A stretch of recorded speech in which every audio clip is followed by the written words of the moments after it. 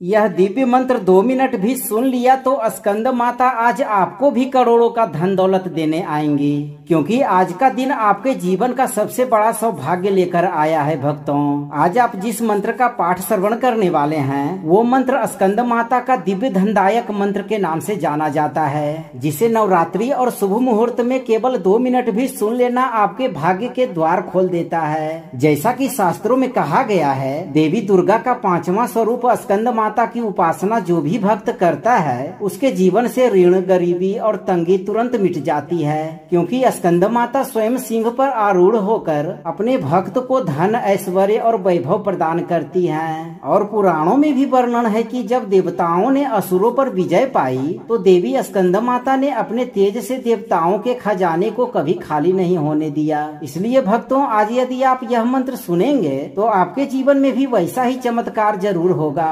आपका व्यापार दिन दूनी रात चौगुनी तरक्की करने लगेगा और आपके घर में लक्ष्मी जी की तरह धन संपत्ति की वर्षा होने लगेगी, जिससे आपकी तिजोरी कभी खाली नहीं होगी। भक्तों, क्योंकि यह मंत्र कोई साधारण ध्वनि नहीं बल्कि माँ दुर्गा के उस स्वरूप का आशीर्वाद है जो अपने भक्तों को शांति, शक्ति और समृद्धि तीनों का वरदान देकर उसके जीवन को सुख समृद्धि से हमेशा के लिए पूर्ण कर देते हैं। अगर आप धन के अभाव से चिंतित रहते हैं तो अपनी चिंताओं को त्याग कर माँ दुर्गा के 5वें स्वरूप स्कंद माता का ध्यान करते हुए इस मंत्र उच्चारण पाठ को संख्या के अनुसार पूरा 108 बार सुने। माता अभी से आपके जीवन को अपार धन दौलत से परिपूर्ण करना प्रारंभ कर देंगी। भक्तों, सच्चे मन और पूरी श्रद्धा से पूरा श्रवण करें।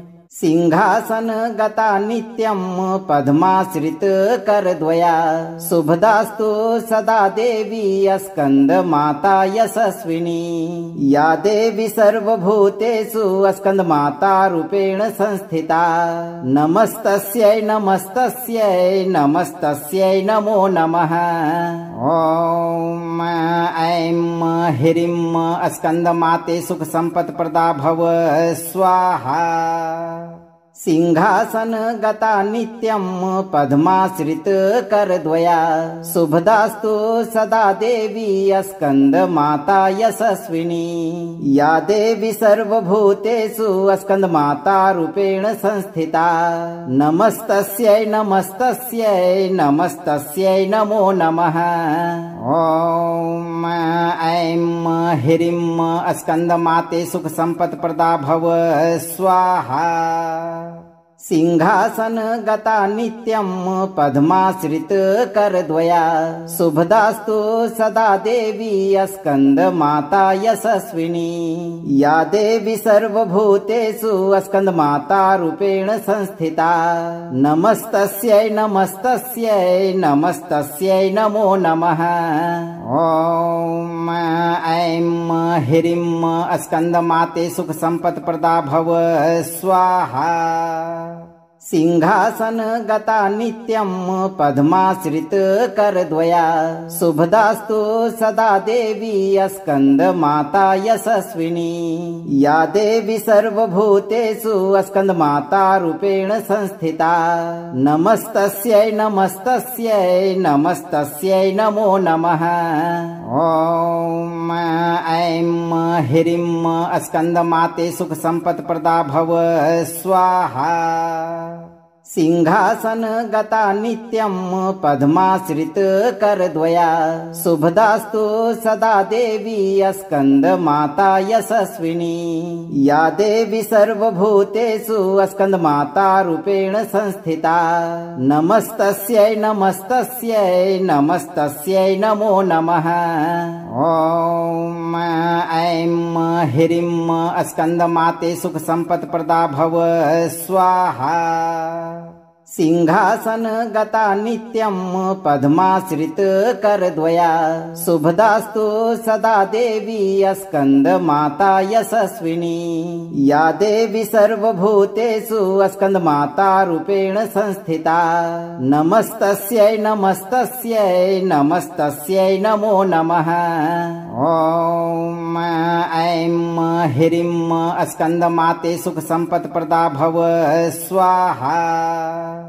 सिंहासन गता नित्यं पद्माश्रित करद्वया शुभदास्तु सदा देवी स्कंद माता यशस्विनी या देवी सर्वभूतेषु स्कंद माता रूपेण संस्थिता नमस्तस्यै नमस्तस्यै नमस्तस्यै नमो नमः। ओम ऐं ह्रीं स्कंद माते सुख संपत् प्रदा भव स्वाहा। सिंहासन गता नित्यं पद्माश्रित करद्वया शुभदास्तु सदा देवी स्कंद माता यशस्विनी या देवी सर्वभूतेषु स्कंद माता रूपेण संस्थिता नमस्तस्यै नमस्तस्यै नमस्तस्यै नमो नमः। ओम ऐं ह्रीं स्कंद माते सुख संपत् प्रदा भव स्वाहा। सिंहासन गता नित्यं पद्माश्रित करद्वया शुभदास्तु सदा देवी स्कंद माता यशस्विनी या देवी सर्वभूतेषु स्कंद माता रूपेण संस्थिता नमस्तस्यै नमस्तस्यै नमस्तस्यै नमो नमः। ओम ऐं ह्रीं स्कंद माते सुख संपत् प्रदा भव स्वाहा।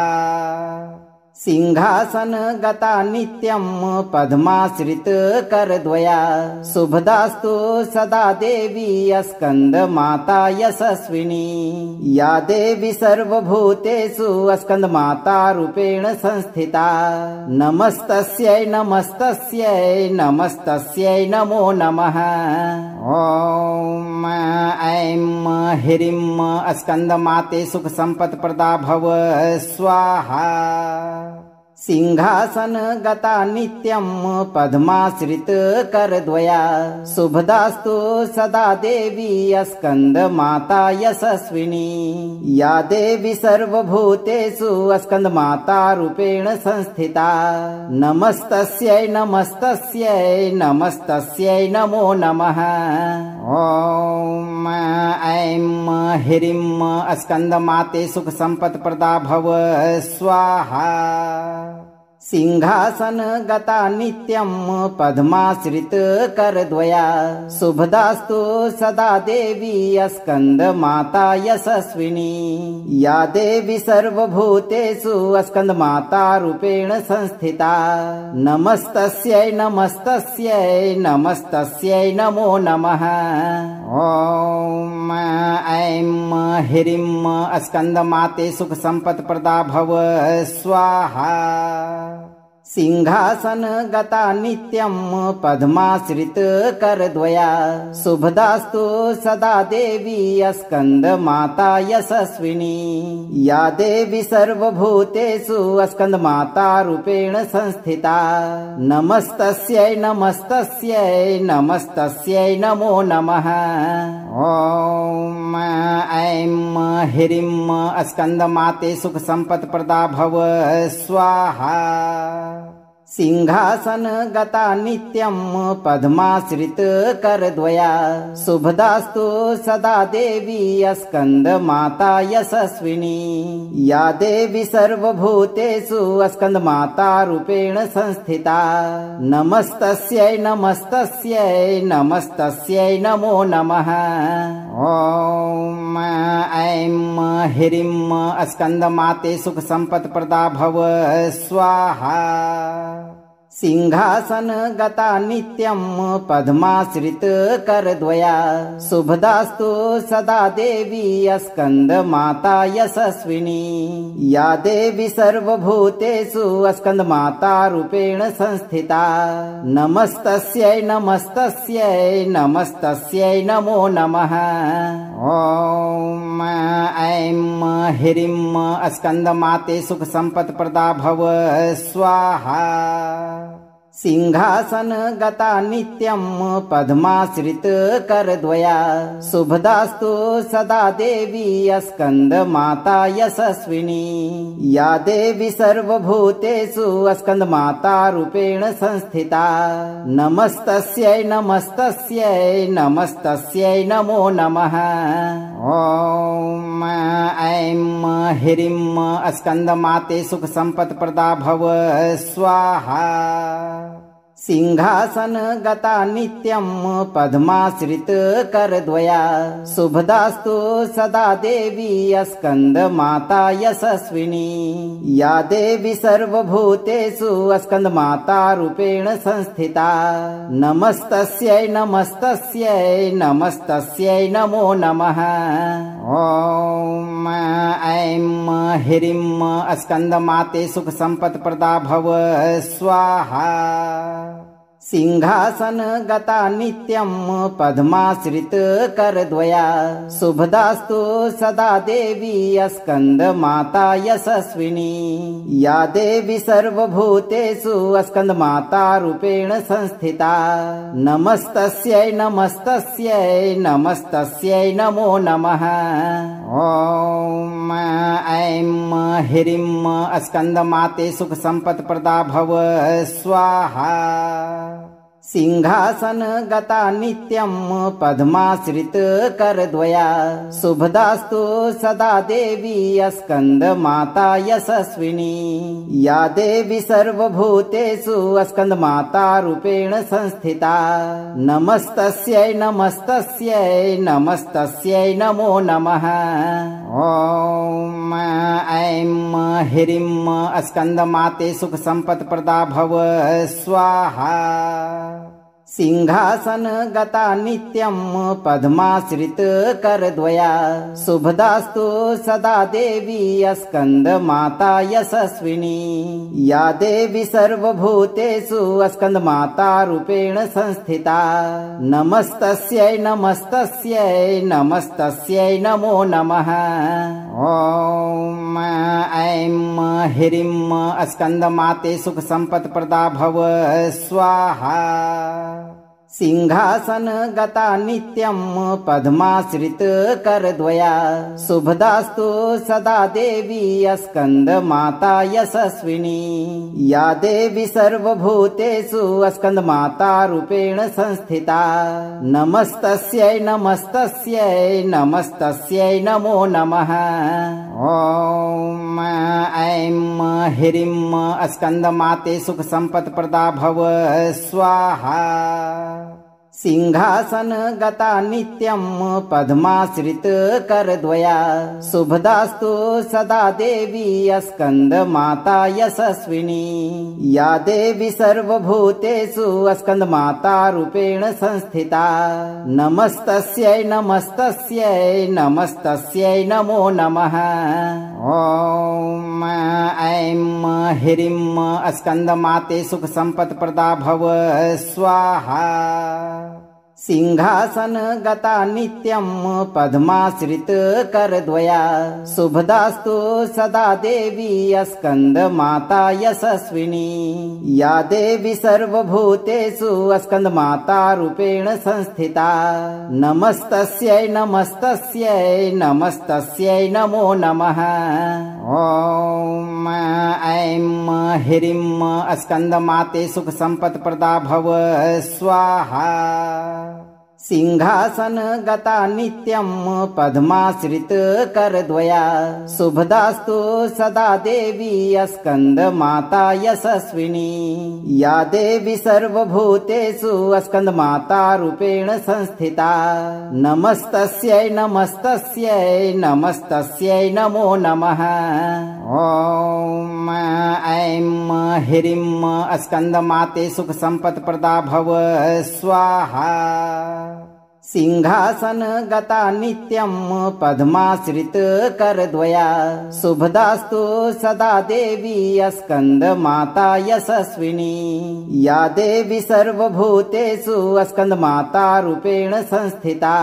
नमस्तस्यै नमस्तस्यै नमस्तस्यै नमो नमः। ॐ ऐं ह्रीं स्कन्दमाते सुख संपत् प्रदा भव स्वाहा। सिंहासन गता नित्यं पद्माश्रित करद्वया शुभदास्तु सदा देवी स्कंद माता यशस्विनी या देवी सर्वभूतेषु स्कंद माता रूपेण संस्थिता नमस्तस्यै नमस्तस्यै नमस्तस्यै नमो नमः। ओम ऐं ह्रीं स्कंद माते सुख संपत् प्रदा भव स्वाहा।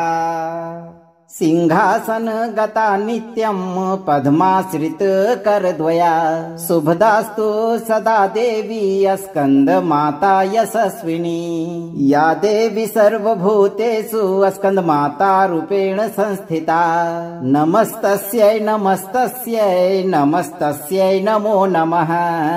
ओम ऐं ह्रीं स्कंद माते सुख संपत् प्रदा भव स्वाहा। सिंहासन गता नित्यं पद्माश्रित करद्वया शुभदास्तु सदा देवी स्कंद माता यशस्विनी या देवी सर्वभूतेषु स्कंद माता रूपेण संस्थिता नमस्तस्यै नमस्तस्यै नमस्तस्यै नमो नमः। ओम ऐं ह्रीं स्कंद माते सुख संपत् प्रदा भव स्वाहा।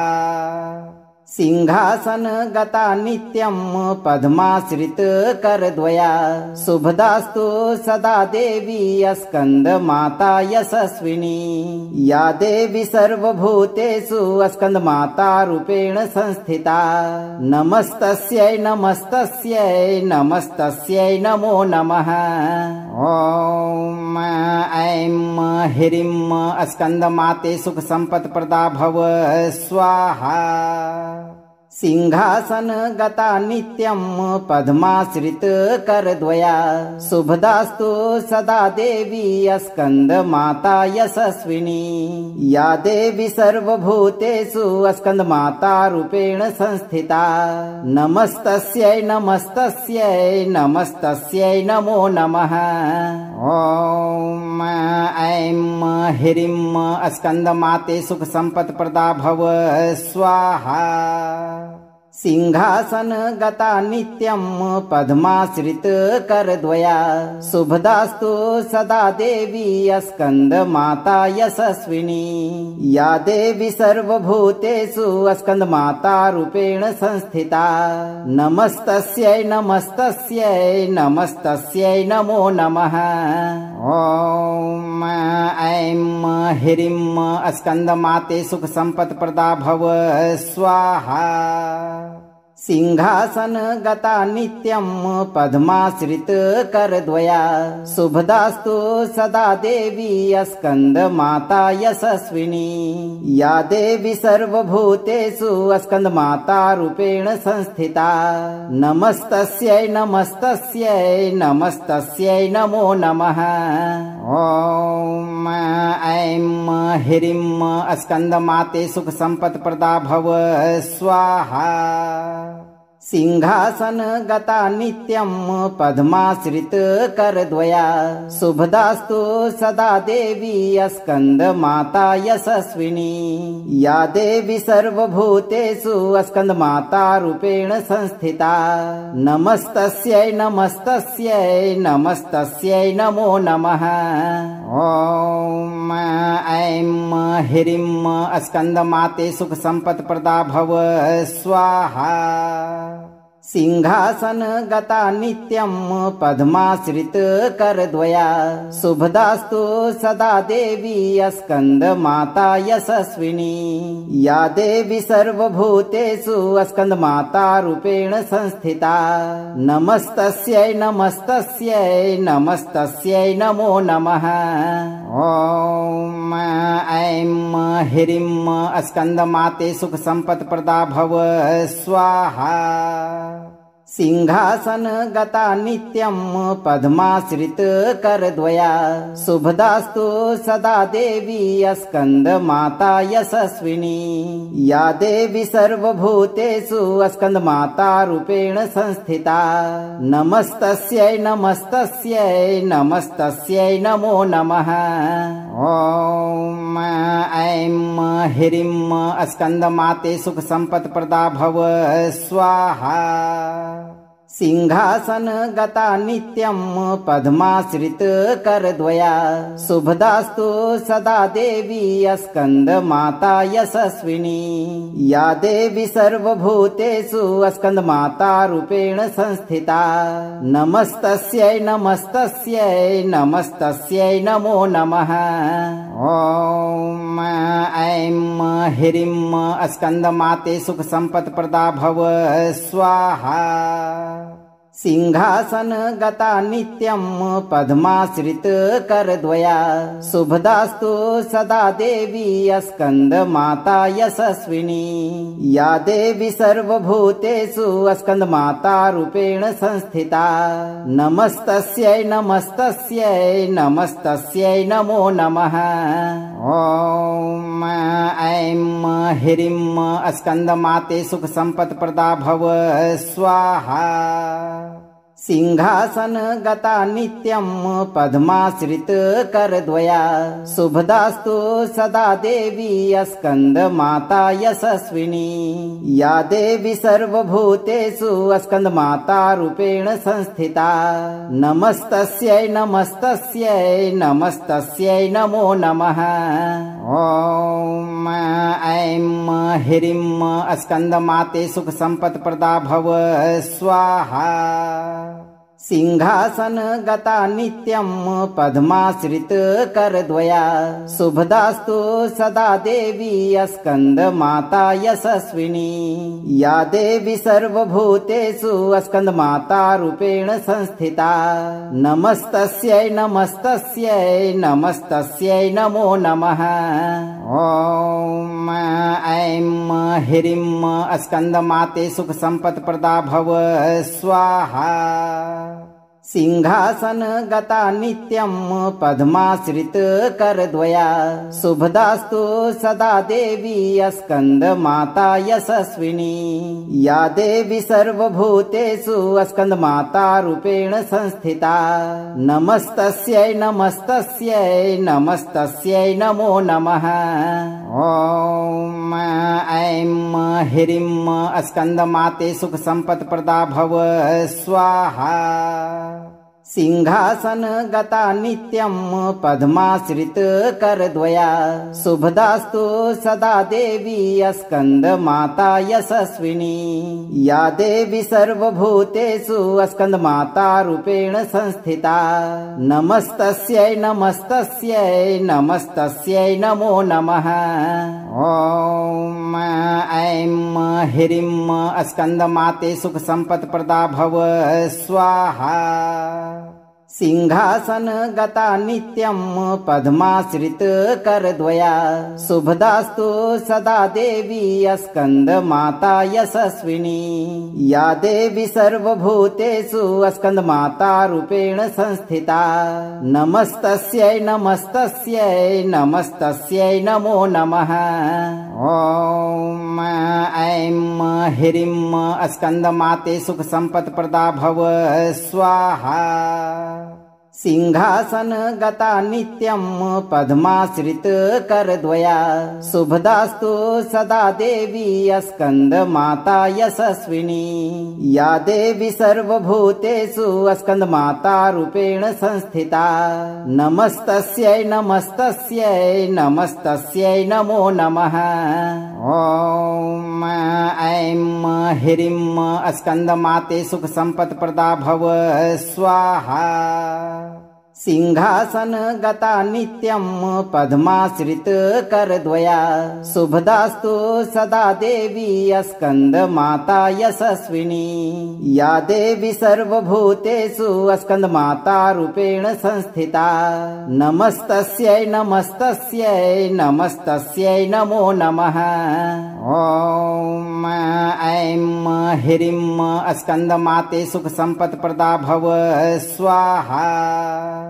सिंहासन गता नित्यं पद्माश्रित करद्वया शुभदास्तु सदा देवी स्कंद माता यशस्विनी या देवी सर्वभूतेषु स्कंद माता रूपेण संस्थिता नमस्तस्यै नमस्तस्यै नमस्तस्यै नमो नमः। ॐ ऐं ह्रीं स्कंद माते सुख संपत् प्रदा भव स्वाहा। सिंहासन गता नित्यं पद्माश्रित करद्वया शुभदास्तु सदा देवी स्कंद माता यशस्विनी या देवी सर्वभूतेषु स्कंद माता रूपेण संस्थिता नमस्तस्यै नमस्तस्यै नमस्तस्यै नमो नमः। ॐ ऐं ह्रीं स्कंद माते सुख संपत् प्रदा भव स्वाहा। सिंहासन गता नित्यं पद्माश्रित करद्वया शुभदास्तु सदा देवी स्कंद माता यशस्विनी या देवी सर्वभूतेषु स्कंद माता रूपेण संस्थिता नमस्तस्यै नमस्तस्यै नमस्तस्यै नमो नमः। ॐ ऐं ह्रीं स्कंद माते सुख संपत् प्रदा भव स्वाहा। सिंहासन गता नित्यं पद्माश्रित करद्वया शुभदास्तु सदा देवी स्कंद माता यशस्विनी या देवी सर्वभूतेषु स्कंद माता रूपेण संस्थिता नमस्तस्यै नमस्तस्यै नमस्तस्यै नमो नमः। ॐ ऐं ह्रीं स्कंद माते सुख संपत् प्रदा भव स्वाहा। सिंहासन गता नित्यं पद्माश्रित करद्वया शुभदास्तु सदा देवी स्कंद माता यशस्विनी या देवी सर्वभूतेषु स्कंद माता रूपेण संस्थिता नमस्तस्यै नमस्तस्यै नमस्तस्यै नमो नमः। ॐ ऐं ह्रीं स्कंद माते सुख संपत् प्रदा भव स्वाहा। सिंहासन गता नित्यं पद्माश्रित करद्वया शुभदास्तु सदा देवी स्कंद माता यशस्विनी या देवी सर्वभूतेषु स्कंद माता रूपेण संस्थिता नमस्तस्यै नमस्तस्यै नमस्तस्यै नमो नमः। ॐ ऐं ह्रीं स्कंद माते सुख संपत् प्रदा भव स्वाहा। सिंहासन गता नित्यं पद्माश्रित करद्वया शुभदास्तु सदा देवी स्कंद माता यशस्विनी या देवी सर्वभूतेषु स्कंद माता रूपेण संस्थिता नमस्तस्यै नमस्तस्यै नमस्तस्यै नमो नमः। ॐ ऐं ह्रीं स्कंद माते सुख संपत् प्रदा भव स्वाहा। सिंहासन गता नित्यं पद्माश्रित करद्वया शुभदास्तु सदा देवी स्कंद माता यशस्विनी या देवी सर्वभूतेषु स्कंद माता रूपेण संस्थिता नमस्तस्यै नमस्तस्यै नमस्तस्यै नमो नमः। ॐ ऐं ह्रीं स्कंद माते सुख संपत् प्रदा भव स्वाहा।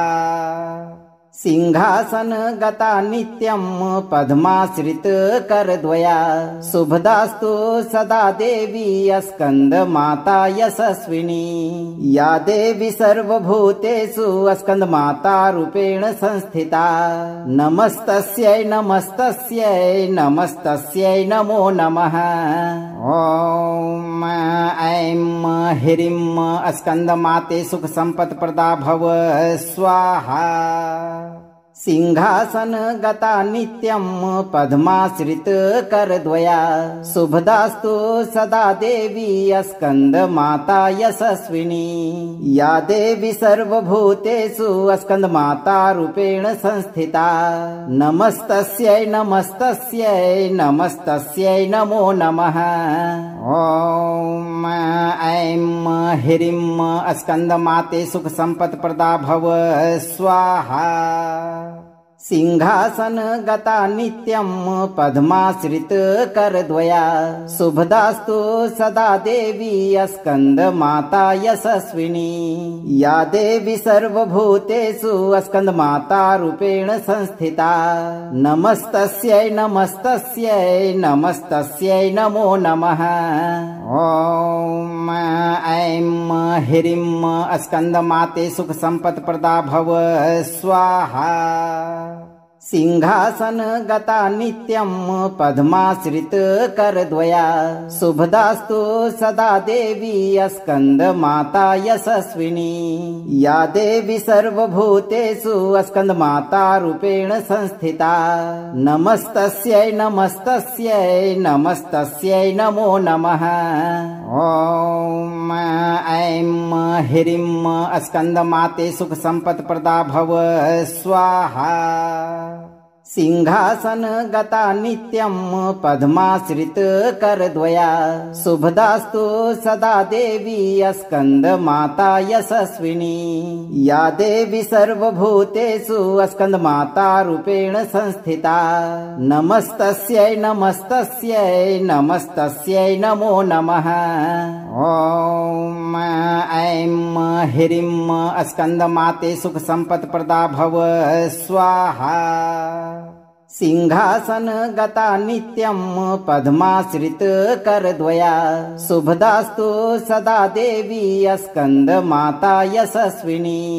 या देवी सर्वभूतेषु स्कंद माता रूपेण संस्थिता। नमस्तस्यै नमस्तस्यै नमस्तस्यै नमो नमः। ॐ ऐं ह्रीं स्कंदमाते सुख संपत् प्रदा भव स्वाहा। सिंहासन गता नित्यं पद्माश्रित करद्वया शुभदास्तु सदा देवी स्कंद माता यशस्विनी। या देवी सर्वभूतेषु स्कंद माता रूपेण संस्थिता। नमस्तस्यै नमस्तस्यै नमस्तस्यै नमो नमः। ॐ ऐं ह्रीं स्कंदमाते सुख संपत् प्रदा भव स्वाहा। सिंहासन गता नित्यं पद्माश्रित करद्वया शुभदास्तु सदा देवी स्कंद माता यशस्विनी। या देवी सर्वभूतेषु स्कंद माता रूपेण संस्थिता। नमस्तस्यै नमस्तस्यै नमस्तस्यै नमो नमः। ॐ ऐं ह्रीं स्कंदमाते सुख संपत् प्रदा भव स्वाहा। सिंहासन गता नित्यं पद्माश्रित करद्वया शुभदास्तु सदा देवी स्कंद माता यशस्विनी। या देवी सर्वभूतेषु स्कंद माता रूपेण संस्थिता। नमस्तस्यै नमस्तस्यै नमस्तस्यै नमो नमः। ॐ ऐं ह्रीं स्कंदमाते सुख संपत् प्रदा भव स्वाहा। सिंहासन गता नित्यं पद्माश्रित करद्वया शुभदास्तु सदा देवी स्कंद माता यशस्विनी।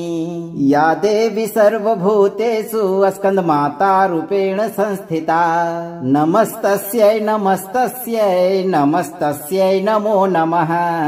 ॐ ऐं ह्रीं स्कंदमाते सुख संपत् प्रदा भव स्वाहा।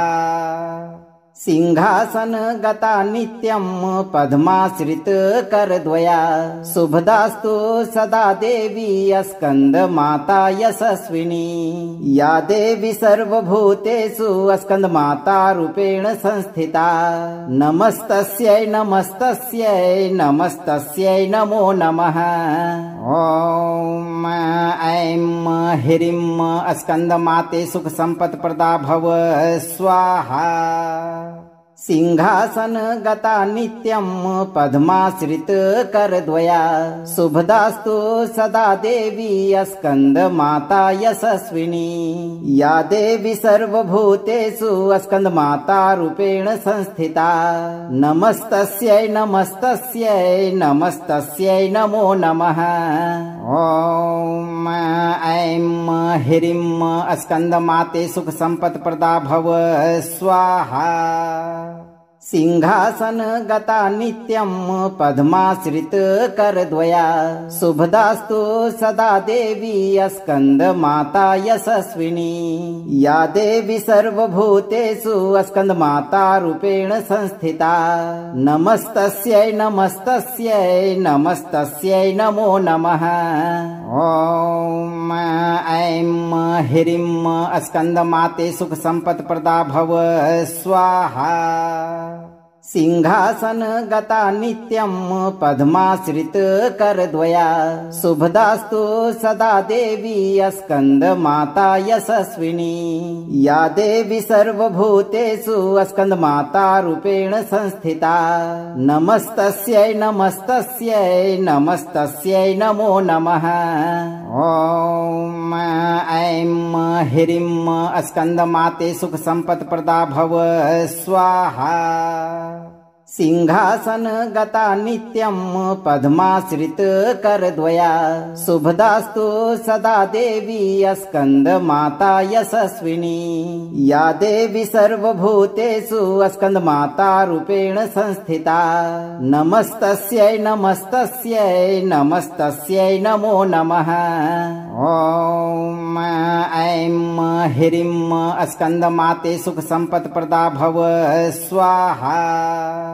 सिंहासन गता नित्यं पद्माश्रित करद्वया शुभदास्तु सदा देवी स्कंद माता यशस्विनी या देवी सर्वभूतेषु स्कंद माता रूपेण संस्थिता नमस्तस्यै नमस्तस्यै नमस्तस्यै नमो नमः। ॐ ऐं ह्रीं स्कंद माते सुख संपत् प्रदा भव स्वाहा। सिंहासन गता नित्यं पद्माश्रित करद्वया शुभदास्तु सदा देवी स्कंद माता यशस्विनी या देवी सर्वभूतेषु स्कंद माता रूपेण संस्थिता नमस्तस्यै नमस्तस्यै नमस्तस्यै नमो नमः। ॐ ऐं ह्रीं स्कंद माते सुख संपत् प्रदा भव स्वाहा।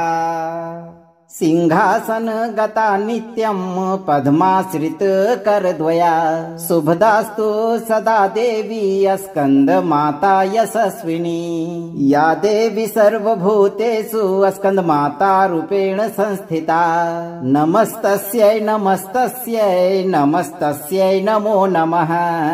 ॐ ऐं ह्रीं स्कंद माते सुख संपत् प्रदा भव स्वाहा।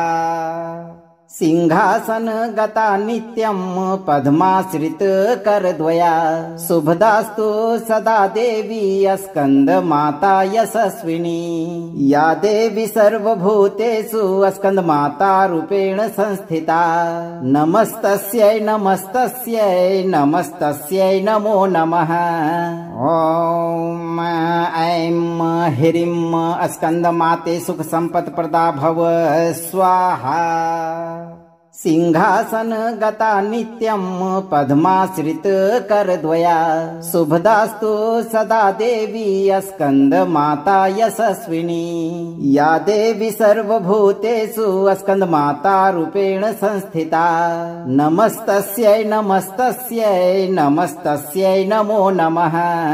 ॐ ऐं ह्रीं स्कंद माते सुख संपत् प्रदा भव स्वाहा। सिंहासन गता नित्यं पद्माश्रित करद्वया शुभदास्तु सदा देवी स्कंद माता यशस्विनी या देवी सर्वभूतेषु स्कंद माता रूपेण संस्थिता नमस्तस्यै नमस्तस्यै नमस्तस्यै नमो नमः।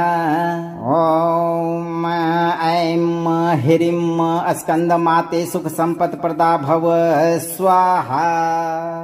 सिंहासन गता नित्यं पद्माश्रित करद्वया शुभदास्तु सदा देवी स्कंद माता यशस्विनी या देवी सर्वभूतेषु स्कंद माता रूपेण संस्थिता नमस्तस्यै नमस्तस्यै नमस्तस्यै नमो नमः। ॐ ऐं ह्रीं स्कंद माते सुख संपत् प्रदा भव स्वाहा। सिंहासन गता नित्यं पद्माश्रित करद्वया शुभदास्तु सदा देवी स्कंद माता यशस्विनी या देवी सर्वभूतेषु स्कंद माता रूपेण संस्थिता नमस्तस्यै नमस्तस्यै नमस्तस्यै नमो नमः। ॐ ऐं ह्रीं स्कंद माते सुख संपत् प्रदा भव स्वाहा।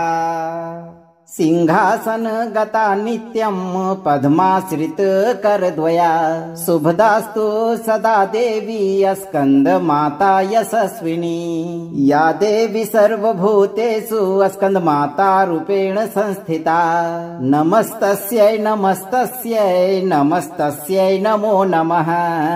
ॐ ऐं ह्रीं स्कंद माते सुख संपत् प्रदा भव स्वाहा।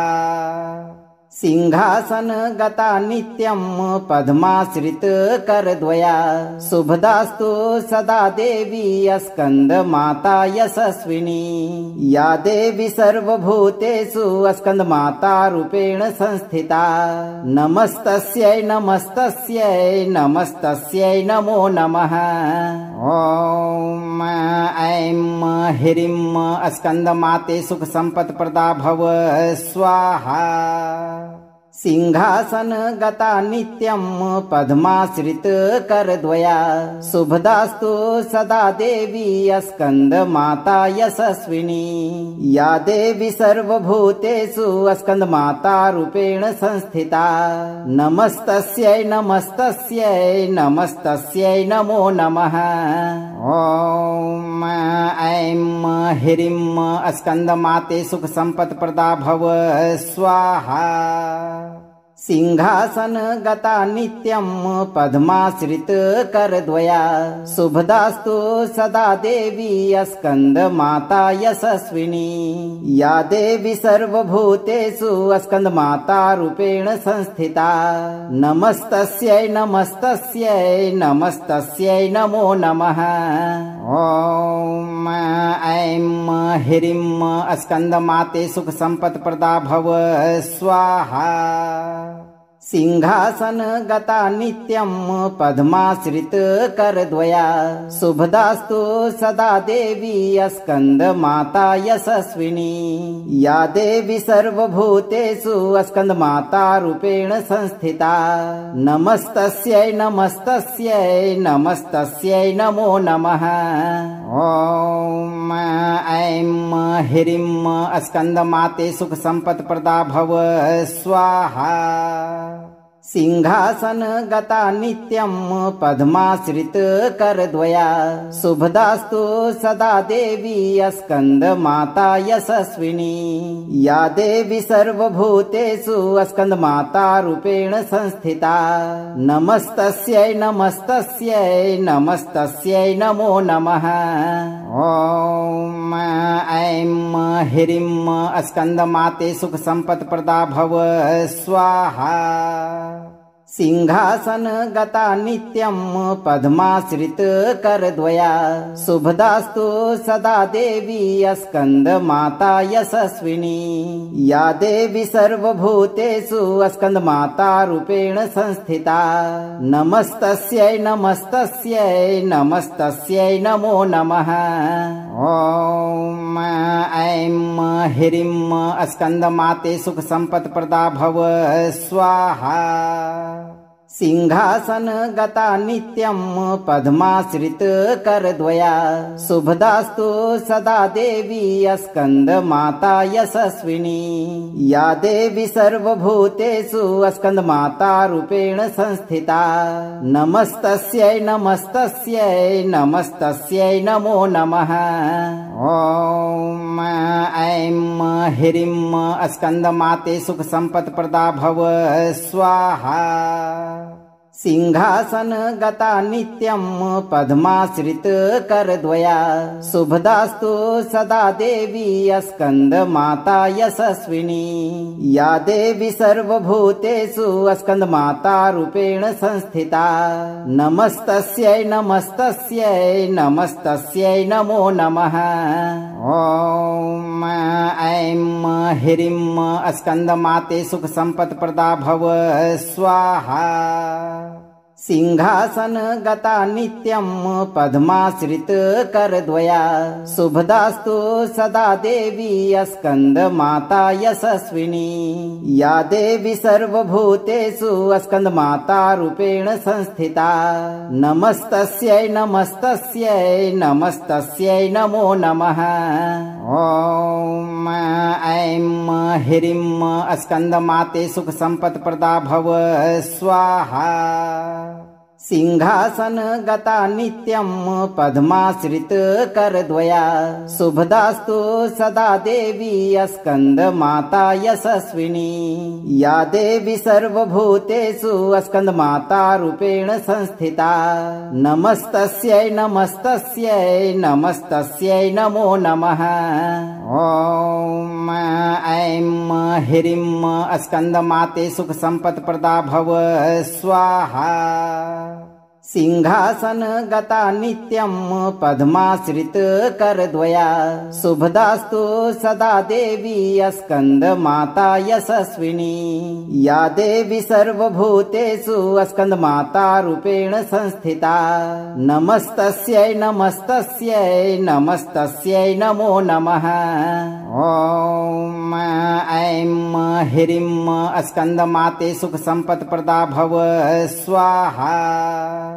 सिंहासन गता नित्यं पद्माश्रित करद्वया शुभदास्तु सदा देवी स्कंद माता यशस्विनी या देवी सर्वभूतेषु स्कंद माता रूपेण संस्थिता नमस्तस्यै नमस्तस्यै नमस्तस्यै नमो नमः। ॐ ऐं ह्रीं स्कंद माते सुख संपत् प्रदा भव स्वाहा।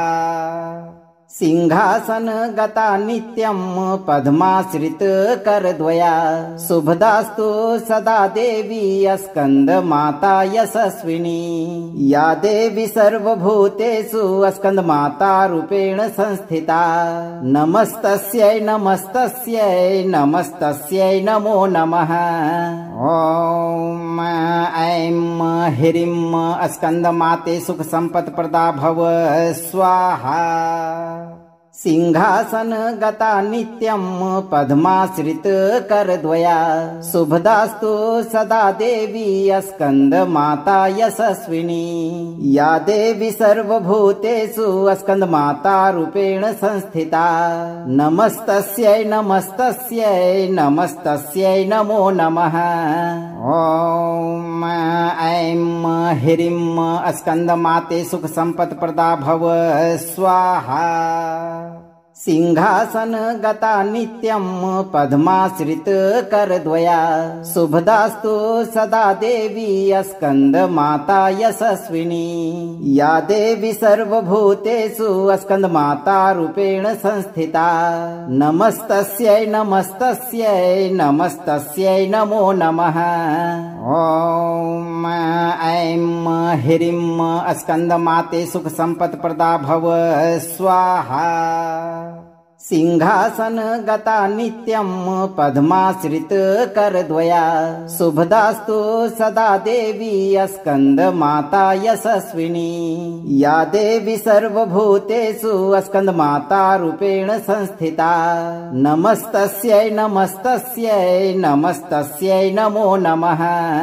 ॐ ऐं ह्रीं स्कंदमाते सुख संपत् प्रदा भव स्वाहा। सिंहासन गता नित्यं पद्माश्रित करद्वया शुभदास्तु सदा देवी स्कंद माता यशस्विनी। या देवी सर्वभूतेषु स्कंद माता रूपेण संस्थिता। नमस्तस्यै नमस्तस्यै नमस्तस्यै नमो नमः। ॐ ऐं ह्रीं स्कंदमाते सुख संपत् प्रदा भव स्वाहा।